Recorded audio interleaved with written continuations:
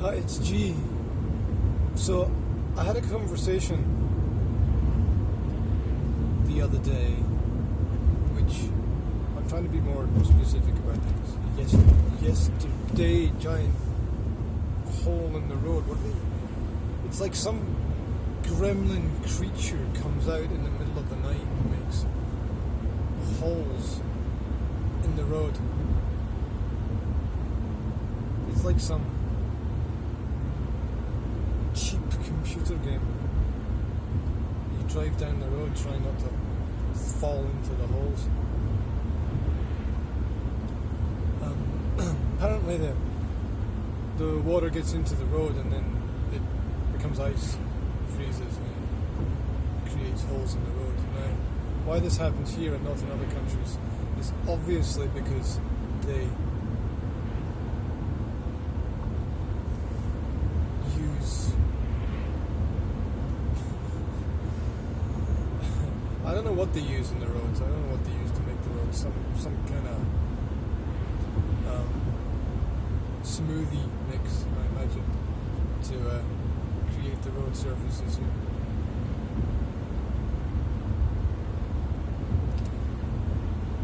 Anyway,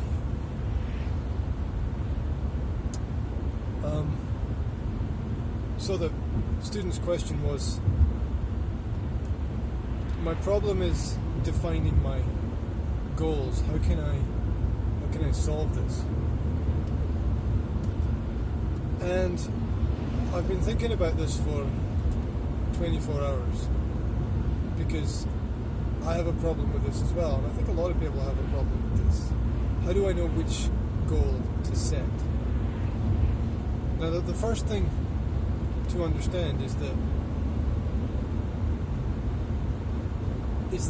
it doesn't really matter what goal or target you set yourself.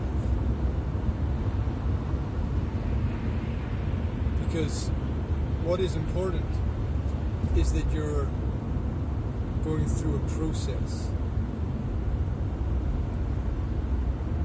And there's a relationship of that to language as well, because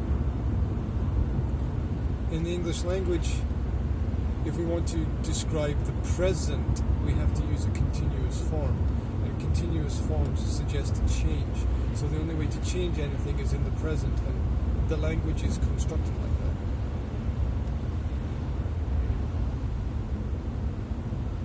You know, you don't see the things that are staring you in the face. So the very nature of the language is a construct for understanding change.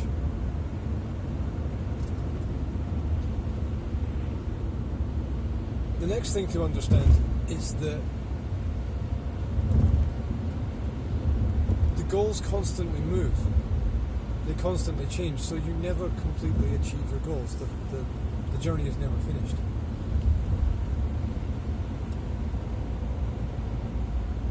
And so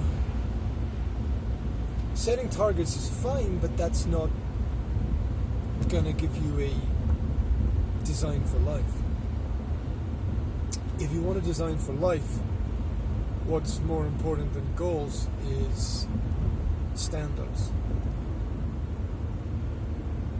You have to set yourself standards. You have to decide what you are prepared to live with, what you are prepared to put up with, how much bullshit you want to take,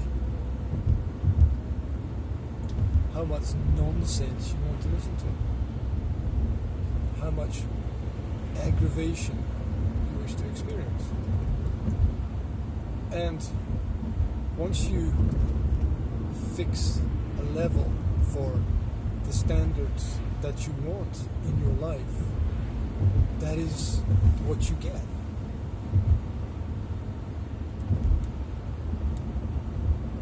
If you don't have high standards for the quality of friendships you have, then you need to go and clean out your closet. If you don't have high standards for quality clothing, I'm not talking about branding, I'm not talking about image, I'm talking about quality. what was it? One of the Rockefeller ancestors said, I'm not so rich that I can afford to buy the cheapest things, because the cheapest things just fall apart. You need to buy and spend more money on it. So if you don't search for quality in each area of your life, I already mentioned your friendships, your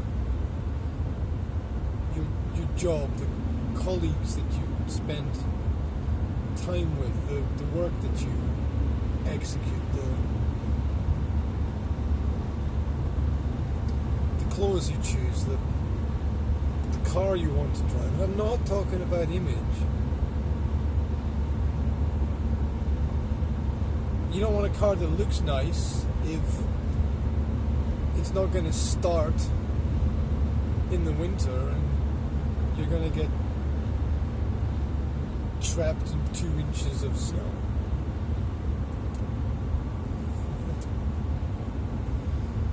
It's like my old car, really.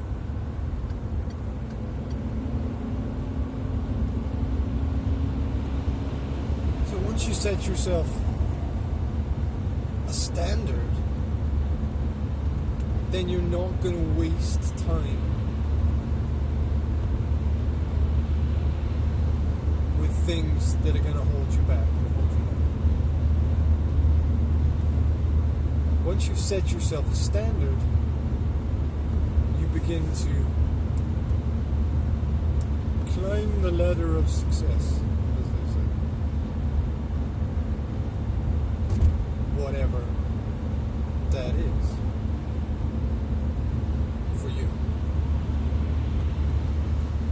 And there are standards that can be set in everything.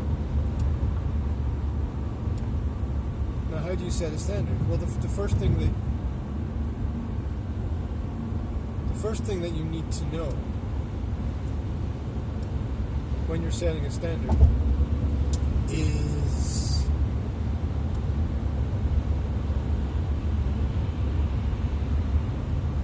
when to say no to something.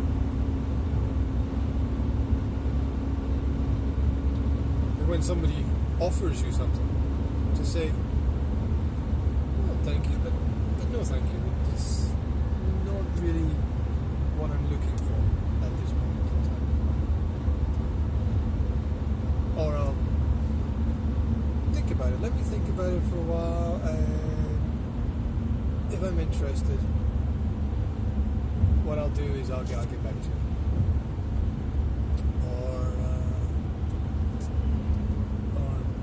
Not my style. And so these things which people often accept as should be better actually need to transform into musts. And they don't transform by themselves, they only transform when you work on them. You only transform as a result of hard work.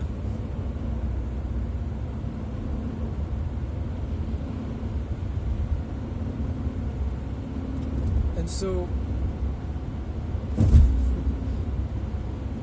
it seems that the goal is not the goal.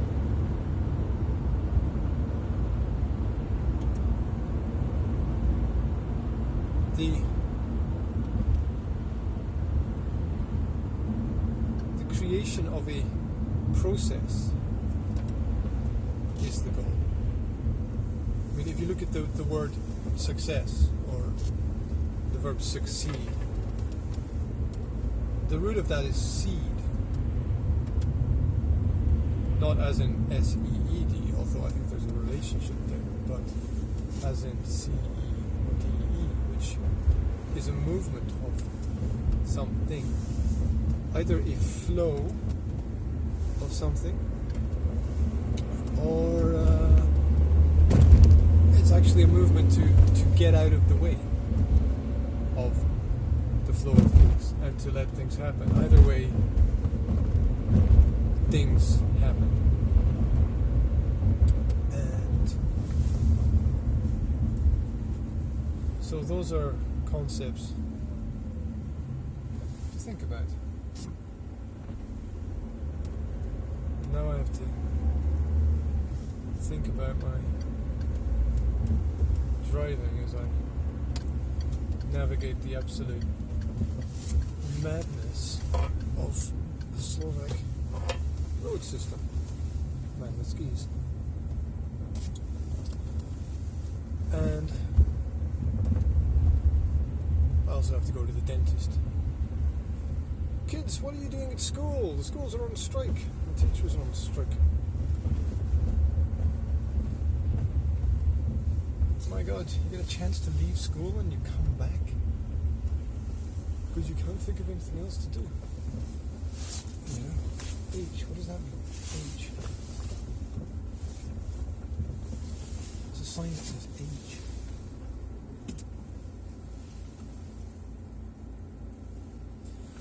Oh, boom shakalaka. There you go.